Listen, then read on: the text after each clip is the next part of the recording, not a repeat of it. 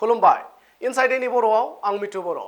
दिनै आसामनि मन्त्रि अतुल बराया बेलतला गोजौ फरायसालिनि गेलेग्रा फोथाराव रैखाथि गोनां गोजौ थाखोनि अमा बेदर फानग्रा मबाइल भेनखौ बेखेवनानै होयो।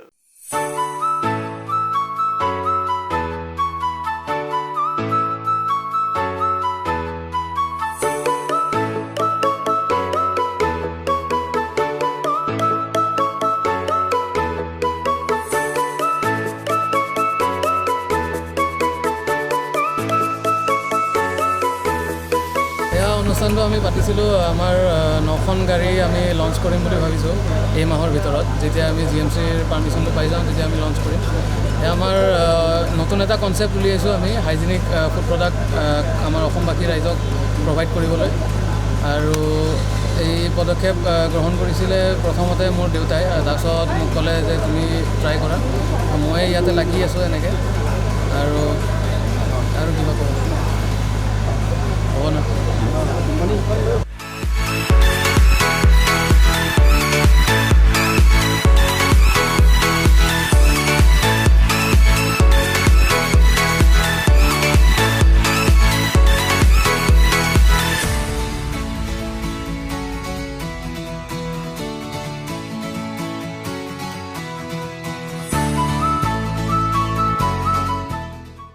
মই পোনপ্ৰথমেই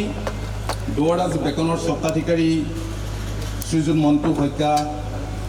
আৰু তেখেতৰ পুত্ৰ বিকাশ শইকীয়া মন্টু দুৱৰা আৰু তেওঁৰ পুত্ৰ বিকাশ দুৱৰাক মই বিশেষভাৱে ধন্যবাদ জনাইছোঁ। আৰু মই ভাবিছোঁ যে এইটো তেখেতসকলৰ এটা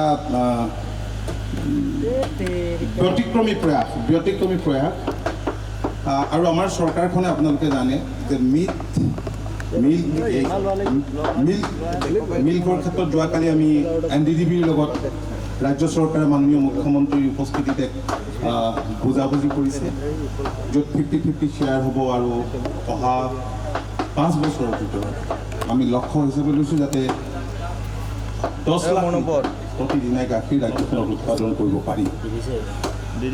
আৰু পিগাৰী ছেক্টৰটোকো আগবঢ়াই নিবৰ কাৰণে মাননীয় মুখ্যমন্ত্ৰীয়ে তৎপৰতা গ্ৰহণ কৰিছে।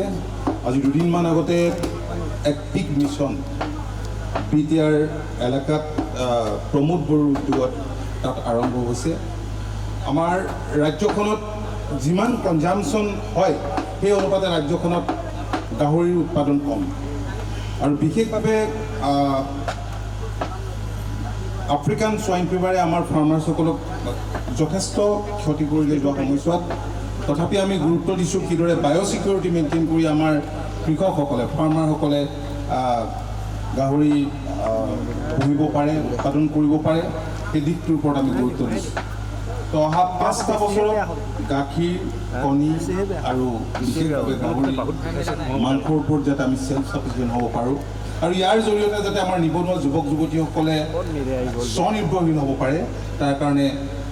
অবিৰত আমি প্ৰচেষ্টা চলাই যাম আৰু বিপ্লৱ হিচাপে আমি গ্ৰহণ কৰিম। আৰু সম্পূৰ্ণ নিজা প্ৰচেষ্টাত আজি বিকাশ শইকীয়া এগৰাকী বিকাশ দুৱৰা মহাবিদ্যালয়ত পঢ়া এজন ছাত্ৰ তেওঁ মই কেইদিনমানৰ আগত লগ পাইছিলোঁ খুব ভাল পাইছোঁ। আজি যিটো প্ৰচেষ্টা তেওঁলোকে প্ৰয়াস কৰিছে তেওঁলোকৰ এই প্ৰচেষ্টা সফল হওক আৰু ৰাইজৰ মই সহযোগিতা কামনা কৰিছোঁ। আৰু আনুষ্ঠানিকভাৱে এই মই তেখেতসকলৰ এই বাহন উদ্বোধনৰ যি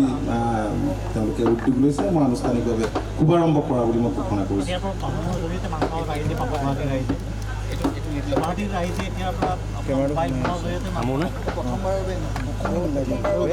আৰু গুৱাহাটী ৰাইজে জৰিয়তে ভাল মাংস হাইজেনিক সেইটো ডাঙৰ কথা। মাংস কিছুমান তেনেধৰণে আপোনালোকে তাতে বিভিন্ন আপোনালোকে নিজে প্ৰত্যক্ষ কৰিছে। এই ক্ষেত্ৰত এলকো আৰু গুৱাহাটী মিউনিচিপাল ডেভেলপমেণ্ট মিলামিলি কৰি ইয়াৰ জৰিয়তে যিসকল ক্ৰেতা উপভোক্তা সেই সকলো উপকৃত ইপিনে ইয়াৰ খেলটো আছে ইয়াৰ কেমেৰাটো আছে কৰ্মচাৰীয়ে প্ৰমোশ্যন কৰাৰ কথাটো নাই তেনেকুৱা হোৱা নাই তেনেকুৱা যদি অনিয়ম হৈছে মই চাম আৰু এইটো হ'বলৈ দিয়া নাযাব তেনেকুৱা অনিয়মটো আমি কেতিয়াও অনিয়মক প্ৰশ্ৰয় দিয়া নাই আমি নিদিওঁ আৰু আমি আজি কেইদিনমানৰ আগতে মাননীয় মুখ্যমন্ত্ৰী বিশ্ব শৰ্মা ডাঙৰীয়াই ৰিভিউ কৰিছিলে যিবিলাকৰ প্ৰমোশ্যন দিওঁ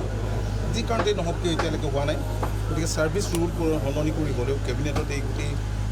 কেবিনেট মুভ কৰি পেলাই খুব ফাষ্ট প্ৰমোশ্যনৰ কাৰণে যাৱতীয় ব্যৱস্থা গ্ৰহণ কৰিবৰ কাৰণে সেইদিনা বিষয়াসকলক নিৰ্দেশ দিছে সেই অনুপাতে যোৱা দিনকেইটাত কাম কাজখিনি কৰা হৈছে কেবিনেটত প্ৰপ'জেল আহিব আৰু ব্যৱস্থা গ্ৰহণ কৰা হ'ব আৰু নতুন নিযুক্তি হ'ব গতিকে এই কৃষি ষ্ট্ৰেংথেন কৰিবৰ কাৰণে শক্তিশালী কৰিবৰ কাৰণে আৰু কৃষকসকলৰ কল্যাণৰ কাৰণে কাম কৰিবৰ কাৰণে চৰকাৰখন প্ৰস্তুত অভিযোগ পাইছে অভিযোগৰ ক্ষেত্ৰত আপুনি অভিযোগৰ ক্ষেত্ৰত চকু দিয়াই নহয় মই অনুসন্ধান কৰিম তেনেকুৱা যদি অভিযোগ আপোনালোকেও যদি পায় মোক জনালে মই ব্যৱস্থা সোনকালে হ'ব কেবিনেটত এইটো পাছ হোৱাৰ পিছতে